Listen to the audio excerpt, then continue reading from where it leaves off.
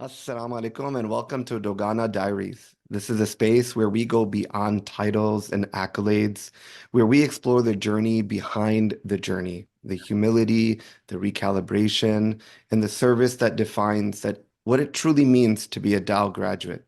Dogana Diaries is not about resumes. It is about identity. It is about purpose. And ultimately, And it is ultimately, about action. Today, I'm very honored to be joined by an esteemed Dow graduate, pulmonary and critical care specialist, systems leader, and a humanitarian physician, Dr. Abdul Rahman Hussain. Dr. Abdul Rahman is a batch of 2011. Welcome to Dogana Diaries. thank you. The honor is truly mine. I mean, there are giants among the graduates from Dow, and I stand with humility here today. And I'm really thankful to the community and thankful to you for giving me the opportunity and the platform to share the story for a noble cause. And I'm not the only one who has done this. I'm very uh, early on in terms of doing humanitarian work, but thank you again for the opportunity. No, no, again, thank you. And this is what a network is all about. So, um, before we begin, I want to start with something I think many of us quietly experience. We come from humble beginnings. We pray for residency. We pray for fellowship. We pray for stability. And then one day we have it.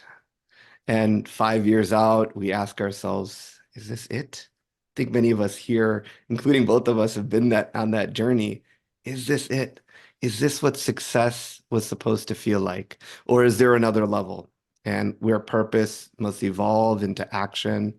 So, Dr. Abdul Rahman, I want to begin there. And when did that question show up for you? So I don't come from a family of doctors. I'm still the only physician within my immediate and extended family. Like many of us from Dow, I came from a middle class background. Most of us, we focus, we are hardworking, disciplined, goal oriented. And the journey at times feels impossible. There are many uncertainties, anxieties, moments of doubt. Somehow, with effort and dua, we keep getting what we are asking for and working toward. Residency, fellowship, as you said, getting married, having kids, having a house, having, things we could only once imagine, vacations. And life can take you very slowly from being on in Karachi on a CD70 or maybe on 4K, 4M, traveling on a Dow point, and then a few years later, now you're in a Cybertruck, for example, in USA. But material success and progress doesn't necessarily bring contentment. I think you and I we talked about this. Once one milestone is achieved, we chase the next, more possessions, new hobbies, maybe once we couldn't previously afford because maybe finances or lack of time. For me personally, as you asked this question, the purpose came from serving others, and that contentment came from striving to live in service of Allah subhanahu wa ta'ala. As we keep saying, and we might have heard that Allah kisi ko de ke azmata hai aur kisi se lekar azmata hai. Allah tests someone by giving and others by withholding. Many of us in North America are being tested through abundance. What we do with our wealth, our positions, our statuses, and that's our test.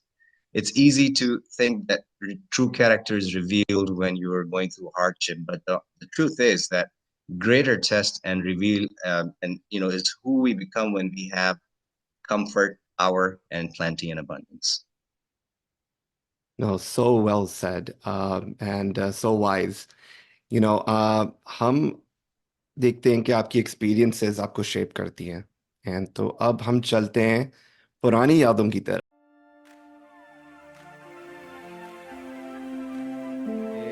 How did Dr. Abdul Rahman become to be so wise? And so let's go back to Tao and back to your beginnings. And when you think of Tao, what comes to mind first? Who shaped you? Who influenced your internal compass?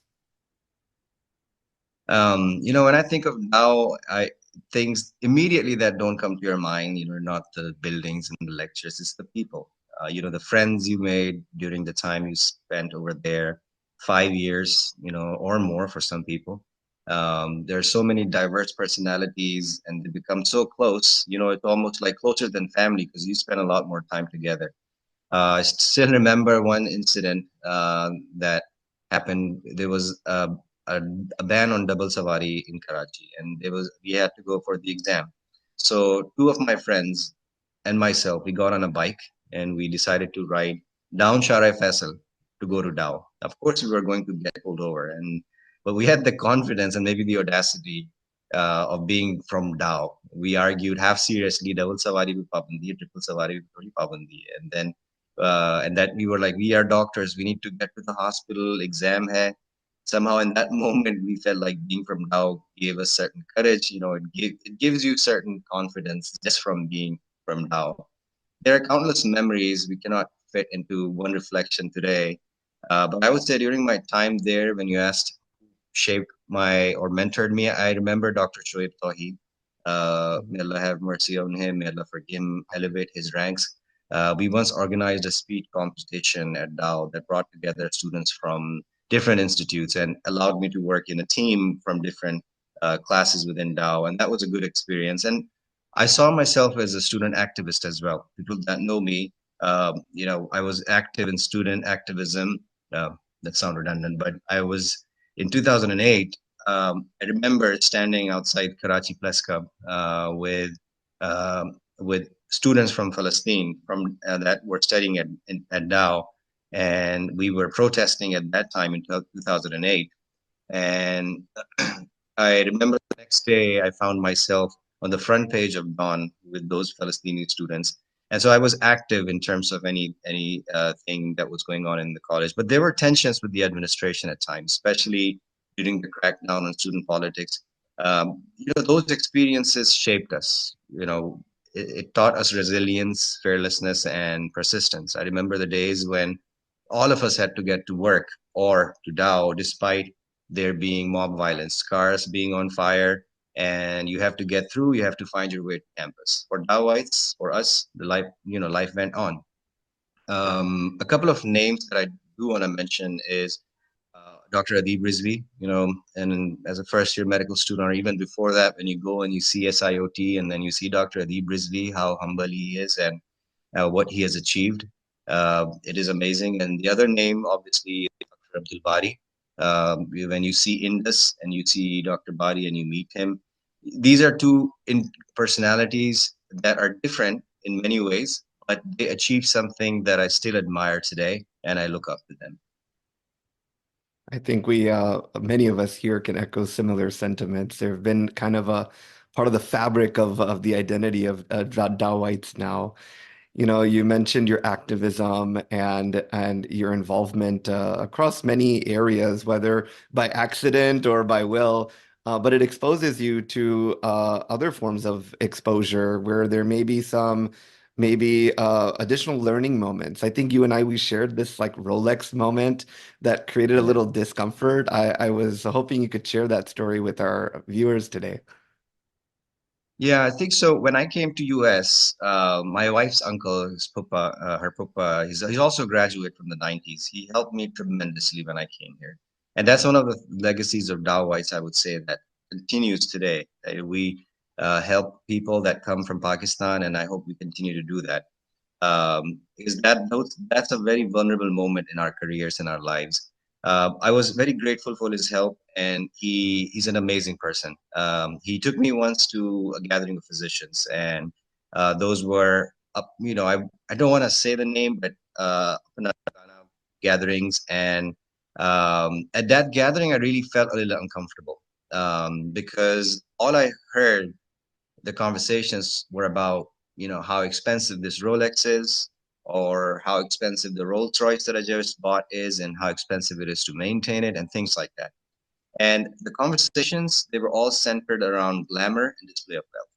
Maybe it was just that particular moment that I just caught when I was there, but it left an impression on me. And when I went back home, I was talking to my wife. I said, pray that I don't want to become like that. I pray that I don't become like that because I'm not judging anyone. I'm sure and I know that there are amazing people that I met over there. It was more of a fear for myself, a quiet fear that Will success slowly shift my values without realizing?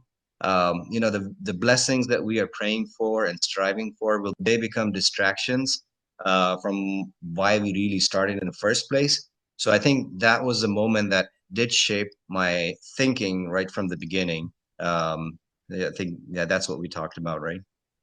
Yeah, no, and I think it connects well in the phase of our conversation because it goes back to you starting about the test of character in comfort, right? And material comfort isn't wrong. I think you and I both agree, but the drift can be so subtle that it starts to reform who you really are and what you really serve for, right? So दोस्तों हम लोग usually एक rapid fire series करते हैं लेकिन because of such experience that Dr. Abdul Rahman Hussain brings, we're going to call this a rapid response.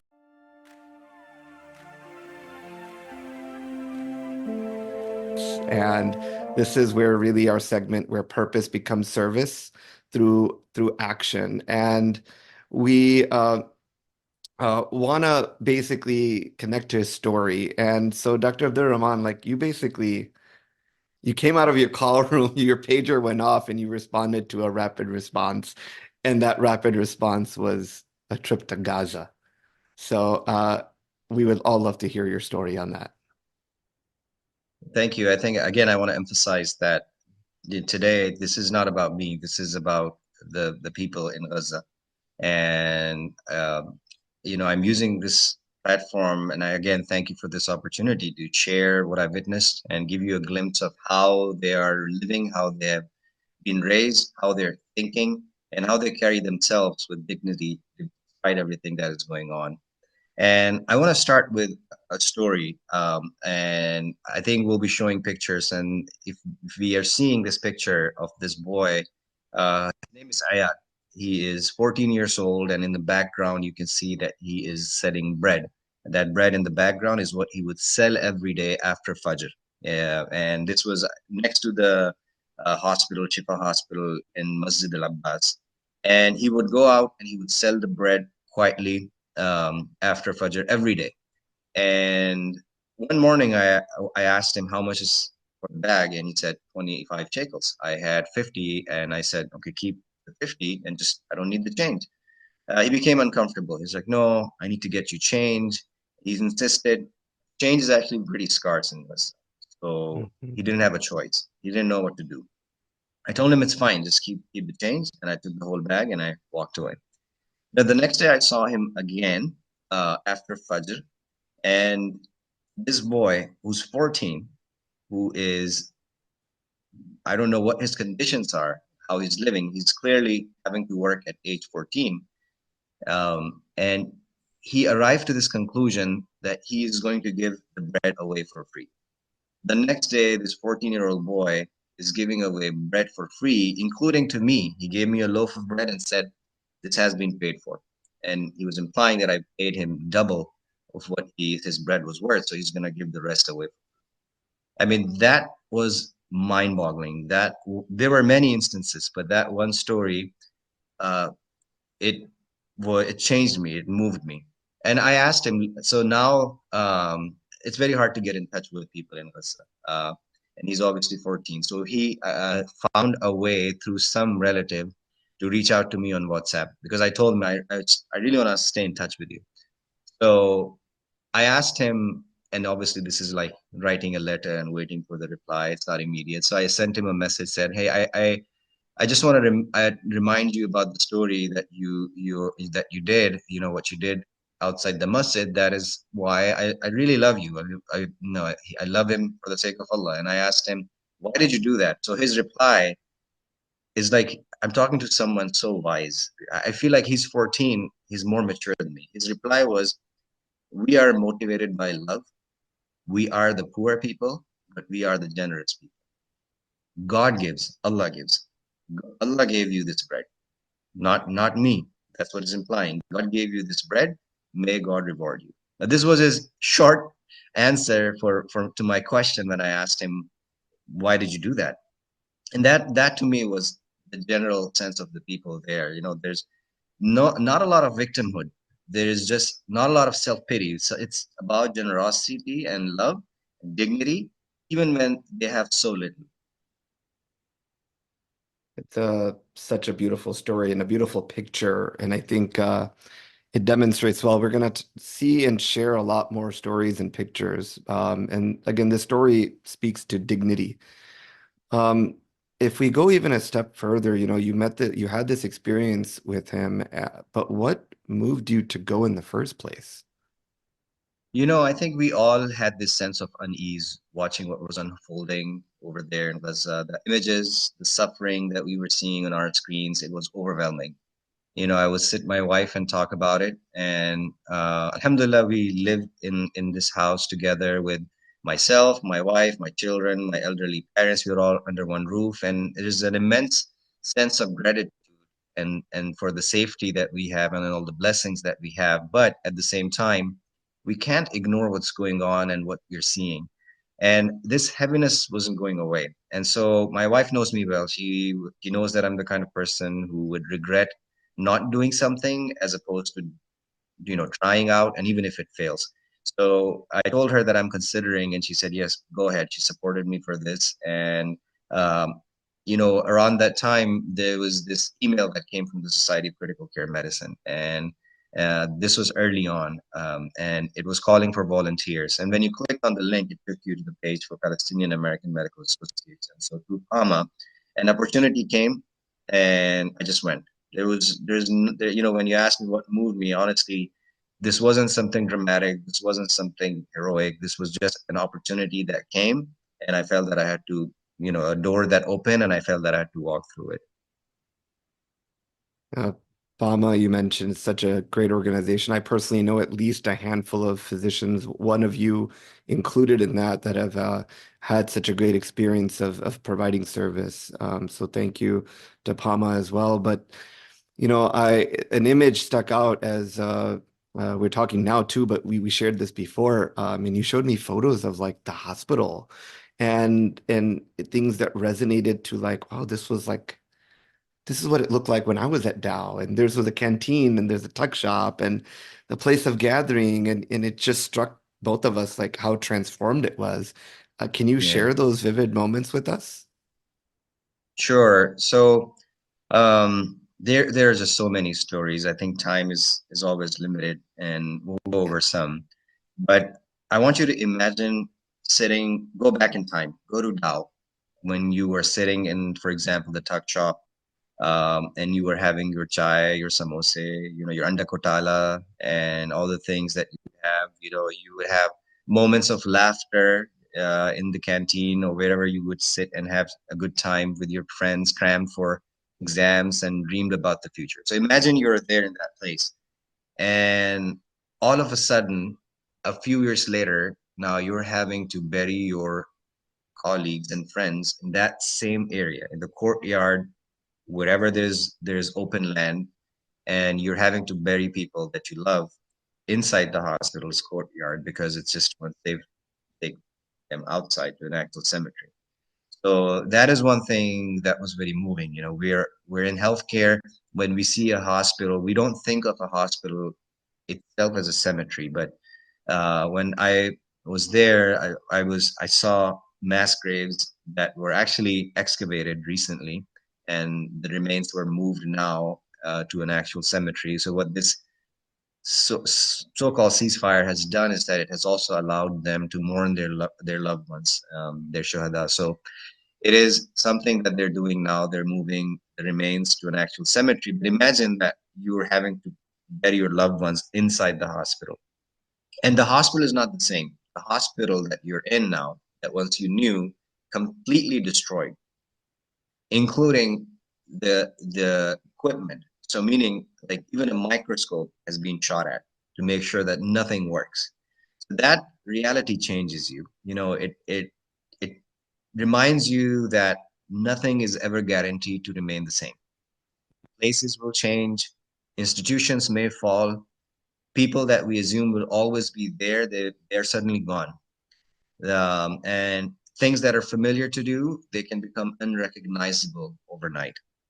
And the fragile truth is that what ultimately remains is not the buildings again, it's not the titles, it's not the wealth. because I can tell you there, and we'll share some stories of doctors there that they were pretty rich for their standards over there, and it was all gone. But what everybody remembers, even after you're gone, is how you treated other people. And that's what I remember about them as well, that how they were still hospitable, and despite not having much. And we should live in that way, that once we're gone, people remember us for our kindness, and people remember us in their words and sincerely in their prayers.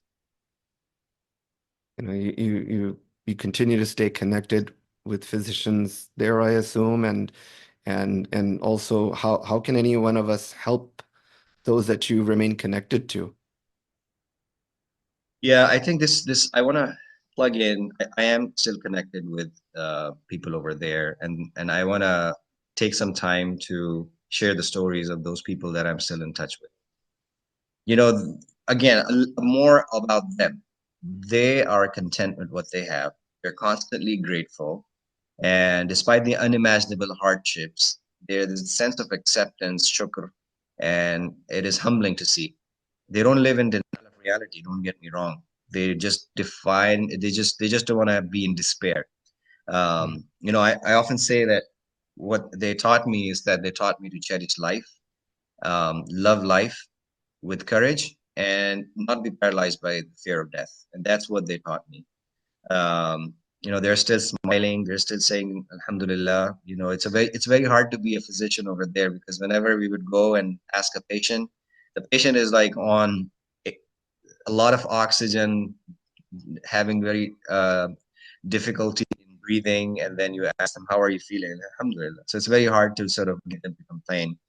But they're still sharing with whatever they have, as I mentioned a few times. And so you realize that, courage is not absence of fear. It's just living fully despite it, living life with it despite it. And these people, they are coming to work.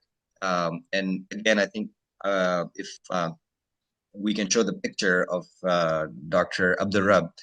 He is the ICU director at Nasser Hospital, and he was doing a 24-hour shift over there, and I was there with them, and I asked him, you're the boss. Why are you spending your whole time here? And remember, these people have worked without salaries for months at times, and they actually had to live inside the hospital. Some of these people had to go to prison for no reason, and they were released. I met them. It's like people that even the director of Chifa Hospital, he was in for 7 months, released without any charge.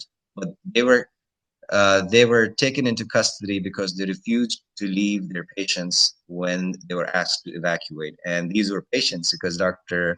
Busalamia, he's a pediatrician. These were babies on ventilators and life support. So these people are serving despite everything. That's selfless service, right? And I asked him, why are you doing a 24-hour call here? You could go home. But to him, I found out through another colleague who was there that Dr. Abdurrab doesn't have a home. He's living in a tent. He used to have two homes. So it's considered rich to have just one home, but he used to have two homes, and both of them are flattened. And his son was also killed in one of those strikes. So you could not tell by meeting Dr. Abdurrab that he had gone through so much, smiling, uh, and give sharing whatever he has. And then I asked him, it's like, what am I going to go and do at my house or my tent? Things are actually a little better in terms of living conditions here. And also, we get to do something. We have a purpose in our lives. And so that was Dr. Abdurrab. And the stories they continue. There's this other doctor, Dr. Hani, if we can show the picture. Dr. Hani, he's a cardiologist. Actually, someone in Chicago, he shared this with me, Dr. Ali, that because Dr. Hani is a cardiologist, and so he worked with Dr. Ali, and he was saying Dr. Hani is the nicest person, like smiling, humble, always there for work, showing up on time, and always. And he's a cardiologist. I mean, this is not an intern or a resident or a student, and very respectful. And somebody again, it's not them themselves that who are sharing their stories. Someone says, Dr. Hani, and Dr. Ali was like, yeah. So his story is that Dr. Hani was actually at work while his wife was also not at home when his house was bombed. And his six children, his parents, his sister, and her family, they were all killed. And he and his wife came back to this. Imagine coming back to your home, finding it not only completely destroyed, but your whole family completely gone in a moment. And this is what Dr. Hani, he's not paralyzed with this. He's still coming to work. He is still hopeful. He still wants to have at least a child again. And all of his six children were born from C-section. And his wife also wants to have another kid. And so this is the story again that was so moving. And this is just one or two of so many stories. The one that, again, as you asked, some people that I'm still connected with is Dr. Ahmed Rabi. And this gentleman, he became a very close friend. You can see the picture that I did an ultrasound training with the Division of Pulmonary Critical Care. And this is him standing in the khaki or the light brown jacket. And, and we are still in touch. And he always wanted to do what's best for the patients, and so he would again honor us, give us the chance to speak and teach in morning meetings and lectures, interact with residents and students, and then also lead the rounds at times, ask us questions during rounds. What do you think? And allowed us to do procedures and everything that we could do, and I'm really thankful to him.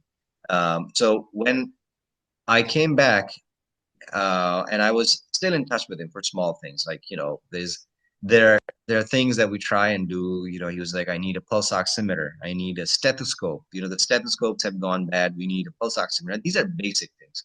So imagine that there's no continuous pulse oximetry. There's a room that is supposed to be for three people, and they're crammed six people in there. There are people that are in the hallways. There's no monitoring. This is all for lung disease. This because I would round with the Division of Pulmonary Care in the internal medicine, and then separately in ICU. ICU has continuous pulse oximetry, but these patients that are admitted with viral pneumonia, for example, there's no way to monitor their SATs. It's just clinical. If they start becoming altered, and in this crowd and chaos, somebody notices it, then they will go and check their their oxygen saturation, and then they would maybe upgrade them to ICU or not. ICU was limited only 8 beds. But again, going back to the point that I'm still in touch with him, and finally I was able to just find someone who was going in and from Dallas, Dr. Noor, and I gave her my stethoscope and said, this is what I have right now. If you can get this to Dr. Ahmed Rabi, and I texted him. And then I didn't get a reply from him. And I was like, this is unusual. He usually replies. And I texted in a group of physicians that have been there. And I got a reply saying he may not be able to get back to work or reply for a few days because his wife was just killed. And if you can show the picture of his wife, and this is a beautiful soul, Dr.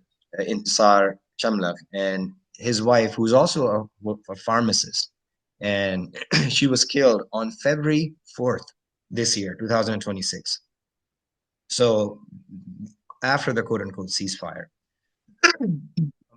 from a bullet, from the IDF, because they live near the yellow line. So this tweet was from Dr. Mustafa Barghouti, who's a Palestinian leader. So again, imagine she's a wife of the head of the pulmonary department. So she is somewhat known, but there are so many that we just don't know about, and they are still being killed and dying. And so this is the story of Dr. Ahmed Rabi. You have, I'm processing. This is this. You and I have talked about this and sharing it again, and you've shared it so vividly. But um, the experiences, the relationships that you've built, they leave an imprint upon us as well, and I'm sure they've left a great deal of an imprint upon you. And you carry that forward. And what keeps you up at night, and how do you work through that? I just realized that you had asked me another question, and I that how can we help, right? Um, Oh, so there are many organizations that are doing important work in Gaza, and I can tag that with I tie that answer to also what keeps me going.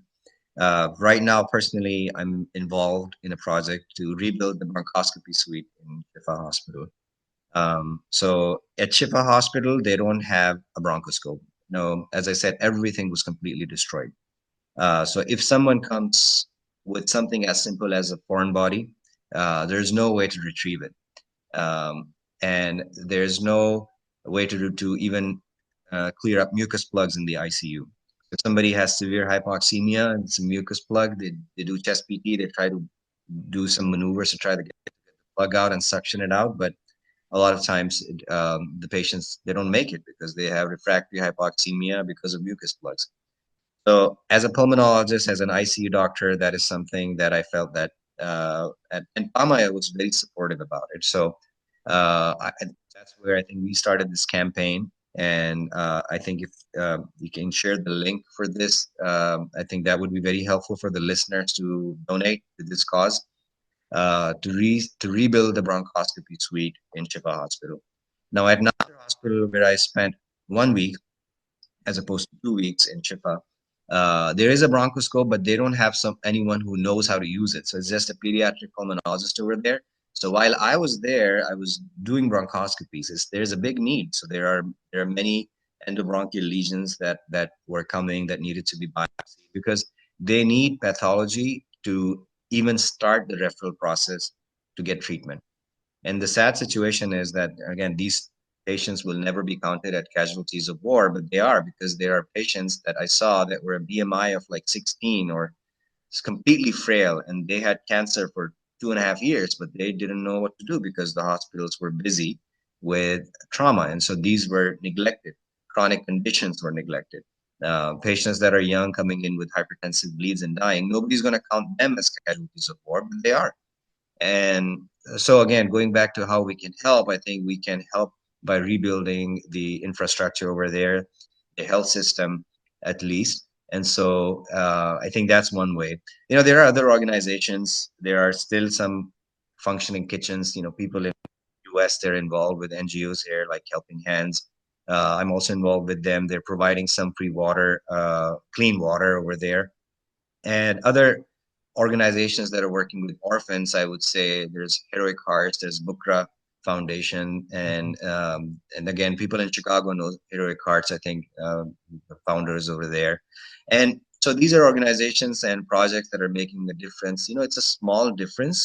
My donation, your donation, it may not change the whole thing, but at least we are doing whatever we can. And I can tell you that it may seem small, but it has a big impact over there. When we when we have our kids wake up and go to school, and the morning routine is kind of like built in now.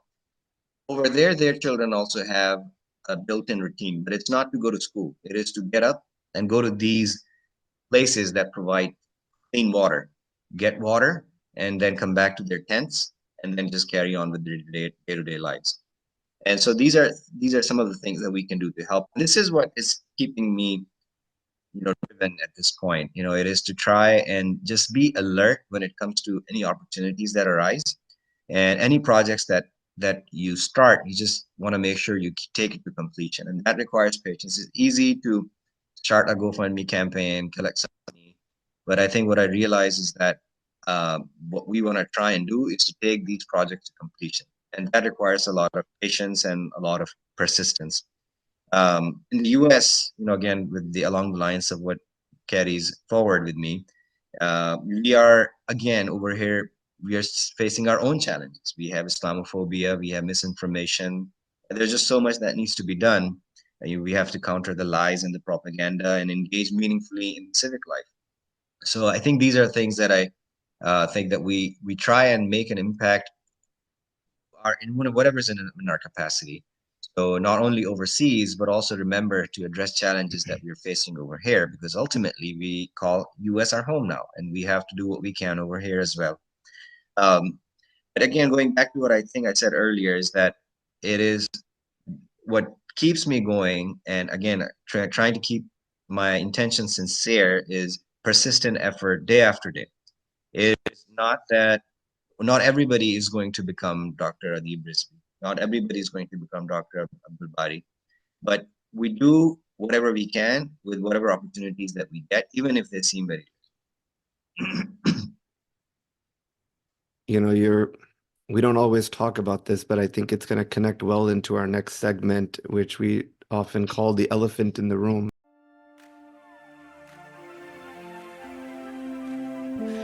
And I think it's going to connect to the action and then a self-reflection on what leads to that action.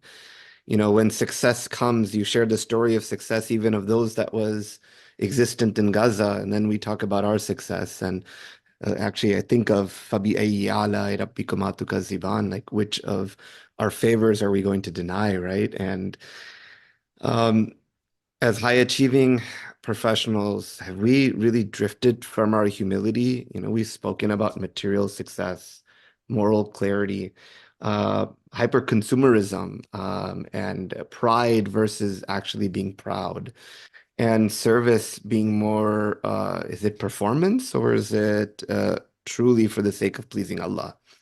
And so, have we drifted? You know, you've got a unique perspective that you've been blessed to have experienced and to share with us today. So, if you can speak to that, I'd be very interested to learn. I think that's a very difficult question. It's a very loaded question. I think I don't know when you say we, like we as individuals, or because if so, I just speak for myself. And the truth is that it's a constant eternal battle, and every action you recalibrate before you take that action to make sure that your moral compass and your intentions and are what they should be. And you ask that, am I doing this all for the right reasons? Everyone, every individual has to navigate for themselves and check themselves. If by we you mean as a community, or let's just say Dogana, right? So my initial impression, again, based on what I'd seen on social media and some of the internal politics that I was witnessing, it's complicated, right? I But on the same time, I've had the privilege or the honor to interact with some amazing people from DAO and that are also active in Dogana. And there are so many names. If I name a few, I think that'll be unfair, but yourself included.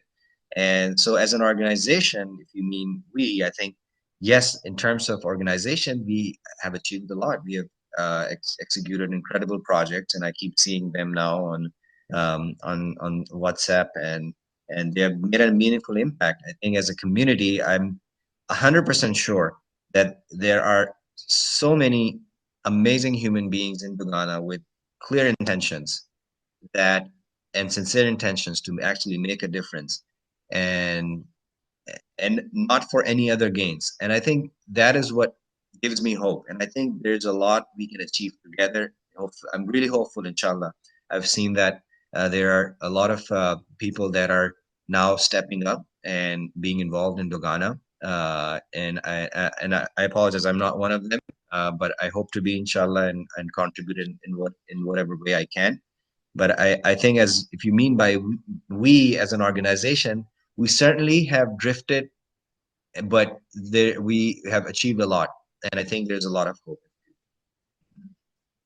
So beautifully said. And you know, the distinguishing factor between I and we and identifying that is a part of that self-reflection.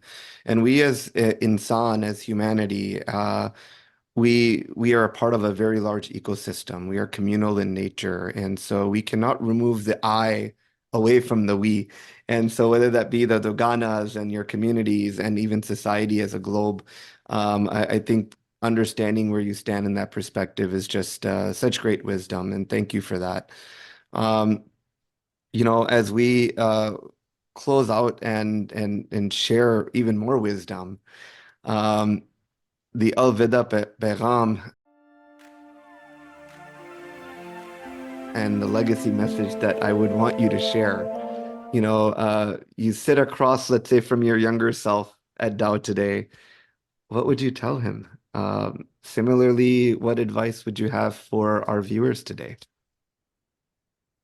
So I think if I sit across myself when I was in Dao, I was young, that would also be a message for the young Daoites that are aspiring to either come to USA or already come here and now are early on in their careers. Just take it easy. Don't stress over everything. My uncle just sab ho jayega. Tension nilo. Everything will happen. And the other thing is just take it easy, but at the same time, don't wait to give back.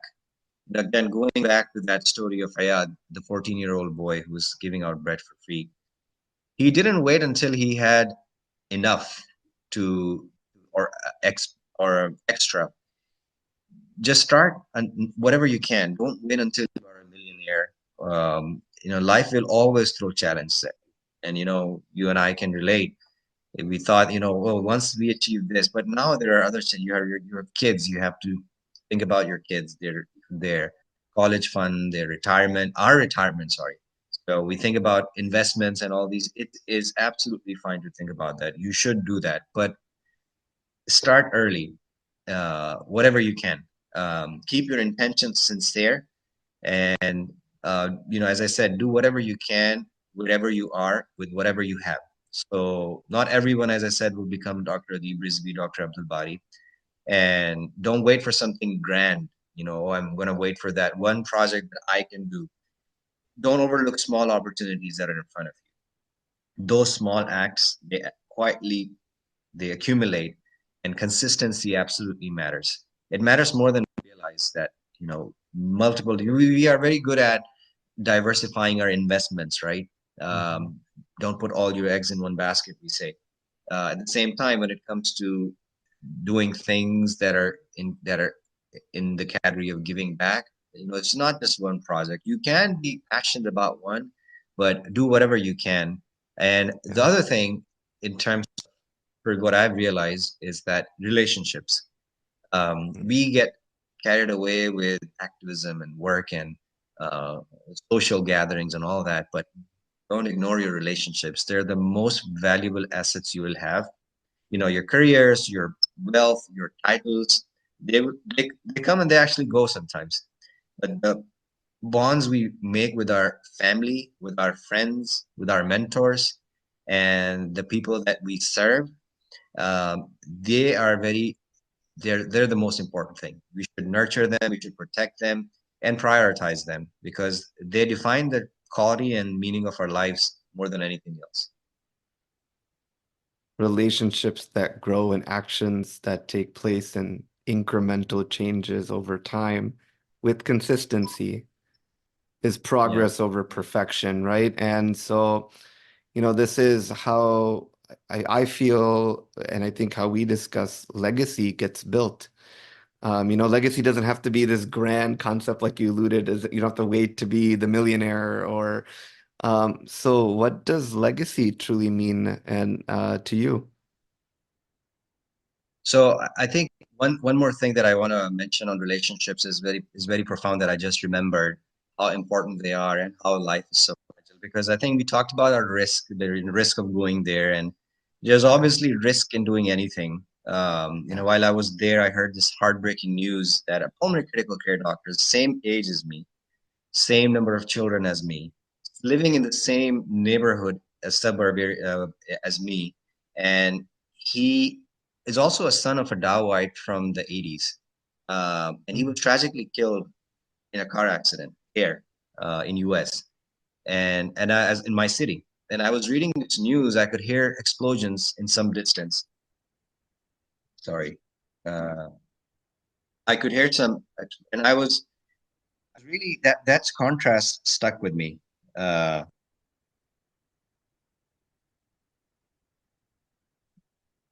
and you know it reminded me that we live with risk every single day. We don't always hear it, we don't think about it when we're on the roads, when we are carrying on with our daily lives. But I prayed that the risk is worth the reward, inshallah. And the truth is, if we avoid risk, or we would avoid action altogether. Growth requires discomfort. We require sacrifice and even when success is not guaranteed. But going back to legacy, Yeah. um, honestly, I don't know. That's the thing. I don't know. I think I don't stress about it too much. And at the end of the day, if I serve life, I live the life in service of Allah subhanahu wa ta'ala and He's happy with me. I think that's it. I think that tells me you do know well, and I think that's the humility here. And Dr. Abdul Rahman, I want to thank you for spending the time with us and sharing these stories. I want to thank you for your service, your humility, and your honesty, and also reminding all of us that purpose must move, it must turn into action. And you shared with us amazing ways for us to contribute and help and build relationships. And to our Dogana family, may we, inshallah, reflect, recalibrate, and respond when that rapid response calls to us, wherever and whenever that call may be. So thank you all. Assalamu alaikum. Thank you. Assalamu alaikum.